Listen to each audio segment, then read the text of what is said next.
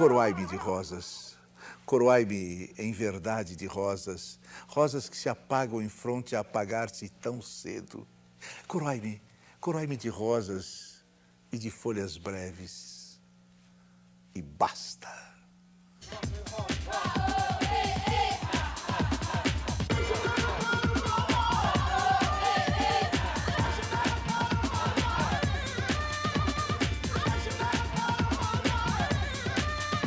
Aqui estamos. E continuamos. Ninguém sabe direito por quê, pouca gente assiste. Mas estamos aqui, cada vez mais enlouquecidos do que antes. Mas por que tudo isso? Nós recebemos muitos e-mails, muitos.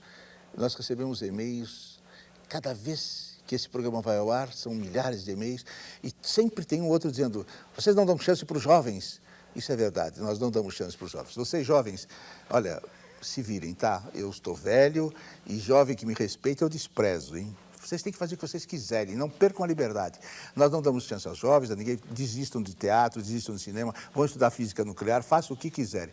Olha, cada um que vai abrir para o mundo os seus espaços, com talento. Tem que ter talento. Se não tem talento, tem que ver o que...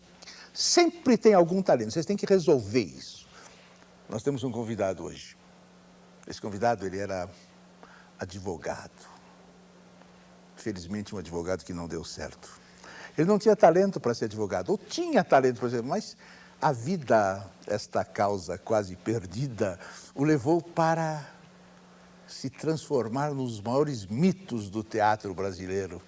E quem está aqui para falar sobre a vida, o mundo, a sua visão crítica das coisas, das pessoas, e principalmente sobre si próprio, é Paulo Otran. Paulo Otran. Meu Deus do céu. Vou fazer uma pergunta inicial para quem já passou dos 80 anos. Acho que só você vai saber responder, Paulo. O que é a vida? Mas que pergunta, rapaz. O que é a vida? Para cada pessoa, a vida é uma coisa, né? Para mim, a vida é um fato que só é maravilhoso porque existe a morte, não é? Você já imaginou a chatice que seria viver eternamente? Como você ia ficar entediado de continuar vivendo e as mesmas coisas acontecendo. Não, a vida só é maravilhosa, e é maravilhosa porque existe a morte. Porque a gente sabe que um dia ela acaba. Se a vida não acabasse, seria infernal. Quer dizer, a maravilha da vida é haver a morte. É o que eu acho. Agora, eu vou te retificar. Eu desisti da advocacia por causa do teatro, mas meu escritório ia muito bem, tanto que meu pai se aposentou e queria advogar junto comigo. Quando ele começou a advogar junto comigo, eu fui fazer teatro. Então ele herdou meu escritório de advocacia. Vocês vejam que a internet não é tão perfeita assim para explicar as pessoas, não. Paulo, eu vou falar, você falou tanto da vida, da morte aí. Se eu der uma frase para você, como esta, a vida só é bela para os ressuscitados. E daí? Não, essa aí incomoda um pouco. Não sei de quem é essa Esse é o frase. título de uma peça, é o título de uma peça. Sabe, Paulo... Não é o que você está falando quando ressuscitarmos de entre os mortos? A vida só é bela para os ressuscitados. Que peça é essa? Uma peça do Leonid Andreev, um russo maravilhoso. Conheço. Paulo, você sabe que... Você sabe, eu fiz um papel de demônio no teatro e eu até queria contar para vocês o seguinte, porque a televisão não fica sabendo de coisas que o teatro tem uma profundidade e uma forma lancinante de atingir a cabeça das pessoas, porque melhora a cabeça das pessoas. A televisão é mais perigosa. Então, o Paulo foi assistir o espetáculo. E os aplausos foram enormes. Eu parei os aplausos e disse, por favor, que esses aplausos parem e sejam dirigidos a um dos maiores atores do teatro do mundo, Paulo Otran. Vocês não imaginam a loucura que foi aquilo. Foi uma doideira total. Bom, lá eu fazia o Mefistófeles, um demônio do Goethe. Foi a última peça que eu fiz. Eu queria saber qual foi a sua primeira peça. Minha primeira peça foi uma peça que saiu no Tico Tico, uma revista infantil que havia na minha infância. Chamava-se O Tio da Roça. Mas como não tinha ninguém para fazer o tio, eu mudei para A Tia da Roça, porque a mãe do meu amigo fez a tia. Era uma página de diálogo. E então eu dirigi, montei, eu fazia um dos sobrinhos, o meu vizinho, outro sobrinho, e a mãe dele era a tia. Foi um fracasso? Não, Só levamos uma vez, eu cobrei a entrada da vizinhança toda, era R$ 200 para criança e R$ 500 para adulto. E deve ter dado aí uns R$ 2.000, sabe? Hoje seria quanto, Paulo? Hoje Em seria dólares? 20 centavos e 50 centavos, mesma coisa.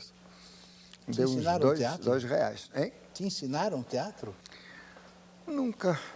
Eu comecei a fazer teatro amador, não tinha curso nenhum. E quando eu comecei a fazer teatro, só havia uma escola de teatro no Brasil, no Rio de Janeiro, a Escola Martins Pena. Atualmente, toda boa cidade do Brasil tem pelo menos um curso de teatro. Não é?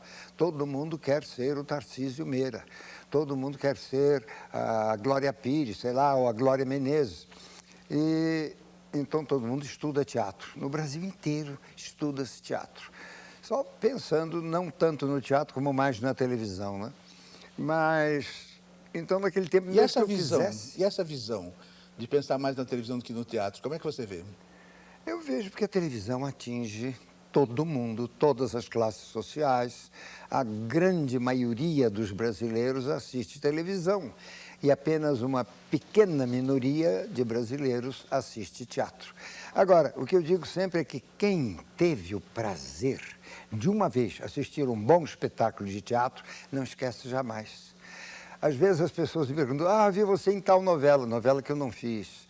Quer dizer, o nome das novelas, o enredo das novelas vai se confundindo na cabeça das pessoas. Ninguém mais sabe que novela era aquela. Agora, peça de teatro boa, ninguém esquece. Sempre o mundo tem problemas. E nós temos que encará-los como eles aparecem. O mundo tá bom, para mim, pelo menos. Política internacional é muito interessante. Principalmente esse pessoal que vem para o Brasil aqui, achando que aqui pode tudo. Tem identificação hoje, viu, meu amigo? Hoje tem identificação. Se você acha que você chega aqui, vai querer zoar aqui, o mesmo direito que você tem aqui, nós também temos lá, né? O dedinho que você dá para você, para bater a sua foto, serve para nós, serve para você. O mesmo direito, pau que bate em um, bate no outro. Mas você tem que falar isso em inglês. Hã? Inglês. Você está falando com eles. Eu vou explicar para você em inglês. Inglês é difícil, mas o meu português você entende. Li uns contos que você escreveu antes de ir para Hollywood. Você não me disse isso. Eram muito bons. Não é verdade. Eu achei. Eles enganaram muita gente. Era a história da minha vida. Muita forma e nenhum conteúdo. Paulo Otran, veja bem. Zbigniew Zibiński, Adolfo Celli, D'Aversa, Salti, esses diretores todos que invadiram uma época e mudaram praticamente a estética teatral, você acompanhou a todos lá no Teatro Brasileiro de Comédia. E esses diretores deram realmente essa nova estética ao teatro brasileiro e das quais assim começou com Antunes Filho, toda a minha geração, assistindo isso também para entrarmos com uma estética brasileira e aproveitando tudo deles. Fala alguma coisa deles, porque na realidade ninguém sabe nada sobre esses diretores. Fala sobre Celli, sobre Zibiński, sobre Vanneau, fala sobre eles um pouco para nós. Olha, Celli, para meu gosto, foi o melhor deles todos. Eu me lembro, por exemplo, Zibiński é o grande responsável pelo primeiro espetáculo dentro de uma concepção de teatro moderno que houve no Brasil, que foi o célebre Vestido de Noiva do Nelson Rodrigues, que ele dirigiu um espetáculo no Rio de Janeiro. Agora, o Celli não fez um, ele fez inúmeros espetáculos. O Zibiński depois, coitado, um grande diretor, um grande ator, um grande colega, levou à falência o grupo que fez Vestido de Noiva, porque ele montou peças que ninguém queria ver, custaram caríssimo e então foi um fracasso. Agora o Celli não, o Celli conseguiu montar o TBC com um elenco enorme contratado por ano e manteve aquilo anos e anos e anos funcionando e funcionando bem. E todos os espetáculos tinham um nível altíssimo, porque todos tinham a supervisão dele. Todos tinham a supervisão do Celli? Todos mesmo tinham Salti? Mesmo Salti. Quer dizer, não é que o Celli fosse assistir a direção, mas o Celli dava palpite na escolha do texto, o Celli dava palpite na escolha do elenco, e o Celli, de vez em quando, até assistia um ensaio.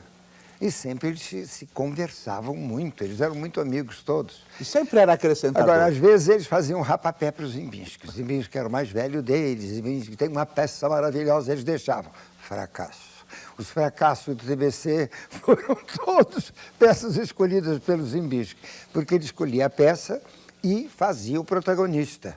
Então, quando o Zimbinski chegava para o elenco e dizia assim, esta peça é uma renda, é uma peça maravilhosa, a gente olhava para ele assim, fracasso, não tinha... Paulo, não faz assim. Pega Fogo foi um grande sucesso. Sim, Pega Fogo foi uma coisa extraordinária. Por quê? Porque tinha uma atriz extraordinária chamada Cacilda, fazendo um papel deslumbrante numa pecinha que foi feita para teatro de segundas-feiras. E foi que para depois foi Paris. aquele extraordinário sucesso. Né? Aí Só? o caso é diferente. Foi uma criação de Cacilda inesquecível. E ele dirigiu também o TAP, Teatro Amador de Pernambuco, né? O Zimbinski foi Não, lá. Zimbinski Fez dirigiu. isso, Bolini também depois foi para Recife, dirigiu uma peça lá. Bolini dirigiu Maria Della Costa aqui em São Paulo. Em que peça? Eu Uma das acho- maiores do Brecht. Do Brecht, A Boa Alma de Ah, Uma Setsuan, Boa um de espetáculo Setsuan. lindíssimo Que coisa que ele bonita. fez. Muito claro o espetáculo. Pois é, então é verdade que eles trouxeram para o teatro brasileiro, muito antes de Flávio, você, Antunes, eles trouxeram uma noção de teatro como de um nível cultural que o teatro brasileiro não tinha até aquela época mesmo. E mostraram que era possível um elenco grande sobreviver com bons textos. E mesmo quando os textos eram alternados, ou textos mais literários, de um nível mais alto, com textos comerciais, mas mesmo os comerciais, o nível do espetáculo era sempre muito alto, muito bom. Paulo Otran, Cacilda era uma atriz que eu sempre digo que não tinha rede de segurança. Ela era capaz de fazer Antônio Cleópatra, a Cleópatra dela era um horror. Ela era capaz de fazer aquela Antígona que você fazia, aquele papel maravilhoso do Sófocles, que ela era quase vaiada, e em seguida vocês faziam do Anui, que ela era ovacionada. E hoje em dia, eu gostaria de ouvir você falar sobre isso. Por exemplo, a minha visão crítica das coisas está cada vez mais delicadamente furiosa. Eu não vejo mais, há muitos anos, grandes criações de interpretação. Um Sérgio Cardoso, uma Cacilda, digamos assim, quem é que faz essa grande criação de personagem? Hoje em dia, não existe mais isso.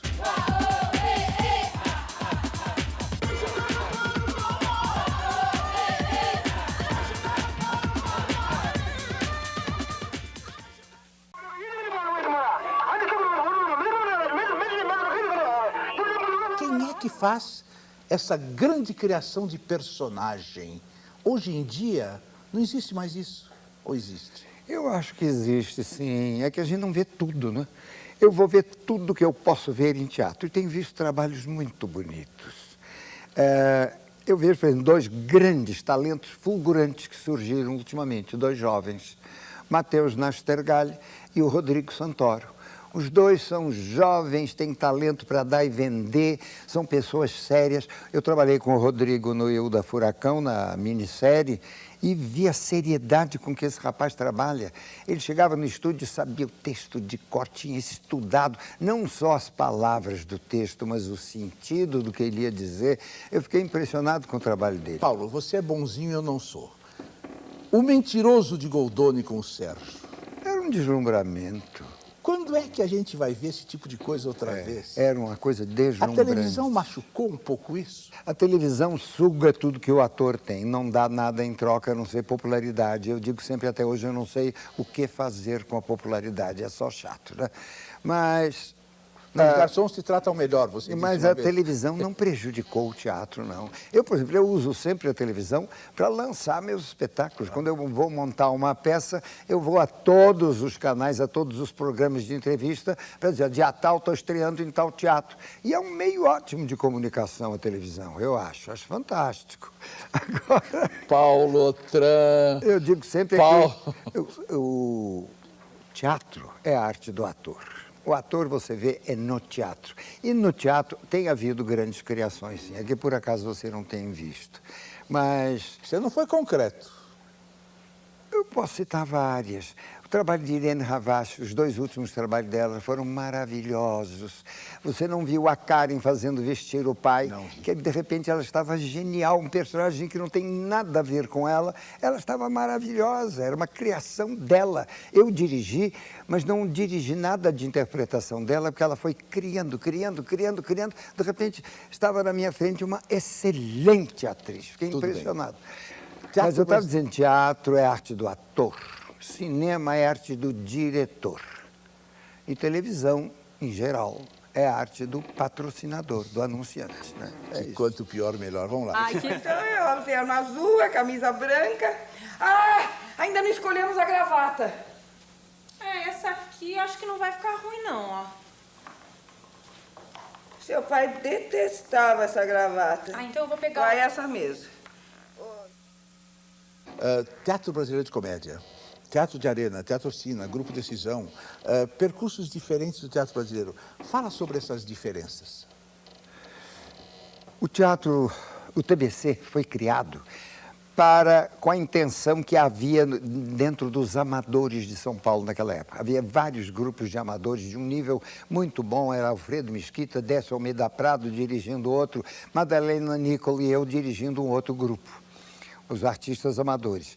E a nossa intenção era mostrar ao público o que o autor tinha escrito, como ele tinha escrito, porque era hábito no teatro profissional mais vagabundo da época mudar o texto, transformar tudo, diminuir personagens, cortar, fazer o que tinha 3 cenários, fazer num cenário só, realista em um cenário só. Então nós queríamos mostrar o que é o valor daqueles textos. E o TBC foi justamente criado com essa intenção de mostrar bom teatro, como é que se faz bom teatro, o que é bom teatro, o que é um teatro bem feito. O Arena veio preencher uma lacuna que havia no TBC. O Arena veio com a preocupação de mostrar ao público brasileiro os problemas brasileiros. E com isso ele trouxe um público que estava completamente afastado do teatro, que eram os estudantes. Os estudantes não iam a teatro, só iam adultos, né? Casais é que iam ao teatro. Aí o estudante passou a frequentar teatro e o teatro, então, com o teatro político que o Arena fazia, conseguiu um número muito maior de espectadores para o teatro em geral. O Oficina fez uma mescla dessas duas coisas, fazia um teatro de uma excelente qualidade com uma conotação política também. Hoje em dia, em plena democracia, quem quiser fazer teatro político faz, mas não temos mais necessidade de fazer um teatro político como tivemos durante todo o golpe de 64. Paulo, perguntaram-me um dia se existem ateus verdadeiros. Você acredita? Eu respondi que existam cristãos verdadeiros. Isso não fui eu, não. Quem disse isso foi Diderot, há quase 250 anos atrás. Comenta isso. Eu não sei. Eu, por exemplo, não acredito em Deus, me considero um ateu verdadeiro. De repente, quando eu estou num momento de muita angústia, eu faço, ai meu Deus, tomara que isso aconteça. Isso é instintivo na gente, né? Agora, eu tenho exatamente a opinião da mãe da minha mulher, da Karen Rodrigues. Ela morreu há pouquíssimo tempo e ela dizia, acreditar em Deus é a mesma coisa que acreditar em Papai Noel. Eu acho exatamente isso. Não tem palavras. Shelley, por exemplo, foi o primeiro, sem alarde nenhum, a usar Stanislavski como exercício para os atores nos ensaios. Ele nos dava exercícios do Stanislavski para fazer. Quando ele sentia que o ator tinha dificuldade numa cena, a gente via que ele pensava sobre aquilo. Um dia ele chegava e dizia assim, faça tal coisa, fazia um exercício. Era uma coisa de Stanislavski. Uma vez eu tinha que entrar numa peça e de cara chegar furioso e dar a impressão de que eu era... A plateia devia pensar que eu era louco, que é o Assim é Se Lhe Parece do Pirandello. Così è se vi pare. Così è se vi Espetáculo pare. maravilhoso. E eu entrava, nos ensaios, ele dizia, ainda não está bom, Paulo, mais. Eu não sabia o que ele queria com aquele mais, eu achava que estava dando toda a violência possível. Aí ele dizia assim, Paulo, você agora diga cada palavra desse seu bife e entre uma e outra uma respiração completa. Então eu fiz assim, eu tenho quê? Respirar. Bom, quando eu estava no meio do bife, eu já estava quase tonto, entendeu? Estava completamente transtornado e assim, para! Agora diz o bife! E eu disse o bife e eu percebi que saiu de uma maneira completamente diferente do que eu fazia antes. Cleide fazia a senhora... Cleide fazia a senhora Frola. Quer dizer, o Tchelle usou nessa aí um exercício mecânico para fazer com que o meu físico estivesse em ebulição para eu poder dar a ebulição que o personagem entrava. Já que os dois, em duplo fratricídio, por fatalidade a si mesmos ferindo, ao mesmo tempo réus e vítimas tombaram, eu, herdeiro mais chegado de seu sangue, tenho que ocupar seu trono e seu poder. Uma cesta básica não vai matar a fome de ninguém. O que mata a fome do povo brasileiro é a cultura. Eu gosto do silêncio das montanhas, da música do mar. Eu me alimento um pouco disso e adoro e gosto também do barulho dos mercados, desse burburinho da rua, da Praça da Sé. Qual é o diretor que você não gostou de trabalhar? Não tem. Você sabe que um dos diretores que eu mais admirei na minha vida e que um homem de uma capacidade extraordinária, de uma cultura extraordinária, que foi o Ruggero Jacobi, que quando saiu do Brasil voltou, ele foi ser consultor literário do Piccolo Teatro de Milano, portanto não é pouca coisa.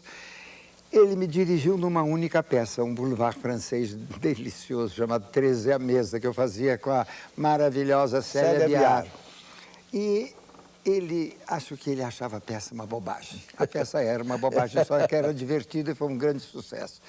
Então, ele ficava na plateia e a gente passando o texto, quando a gente olhava, ele estava dormindo. Ele dormia na plateia. Ele não aguentava mais dirigir aquela peça. Ruggero, eu levei o Ruggero para Porto Alegre para criar o Teatro Universitário e tal. Conversei muito com ele, amei o Ruggero muito. E o Ruggero contando um espetáculo era melhor que o espetáculo que ele dirigia. Exceto isso e o Mentiroso. O Mentiroso foi um grande trabalho dele Agora, no Brasil. O Ruggero, por exemplo, o que eu acho grave, por exemplo, é que neste país culturalmente medíocre não tem, por exemplo, uma reedição do livrinho dele que é maravilhoso. Paulo, eu estou achando você tão clean, eu não consigo arrancar a tua alma. E você vai dizer que jamais faria isso, mas eu vou perguntar a si mesmo. Você está andando na rua, vem uma pessoa lá, qual é a pessoa que viria que faria você atravessar a rua para não se encontrar com ela? Atualmente, ninguém. Ninguém. Mas na vida... Agora, eu vou te contar, você veio, eu estava me lembrando de um fato.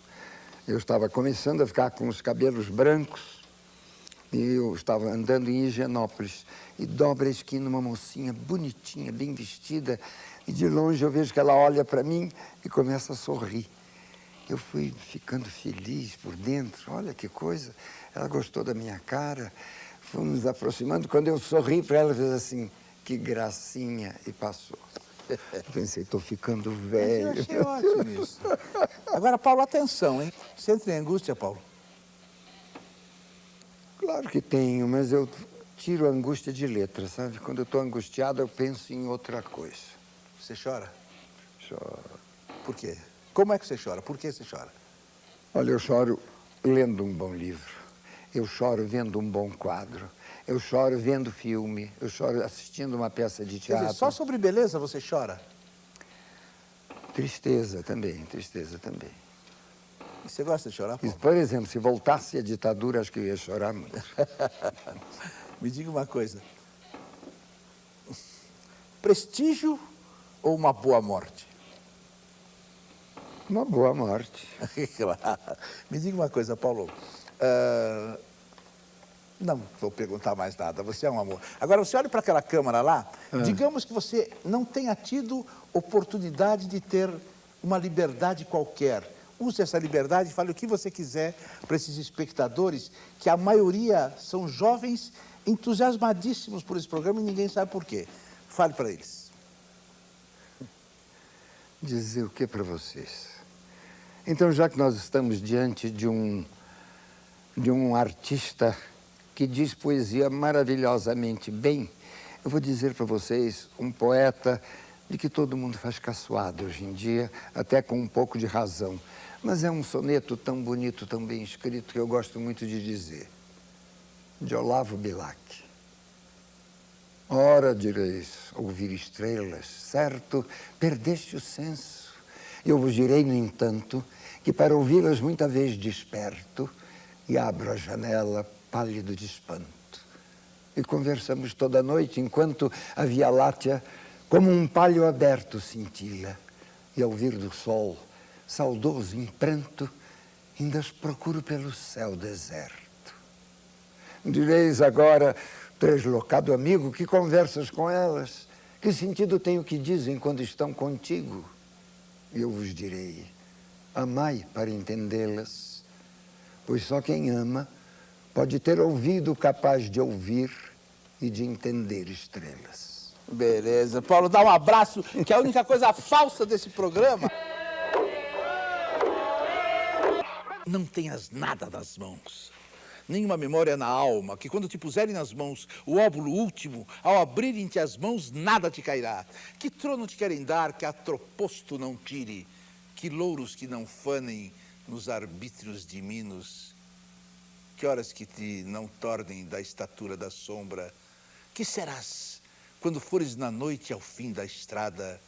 Colhe as flores, mas largas das mãos, mal as olhaste. Senta-te ao sol, abdica e ser rei de ti próprio.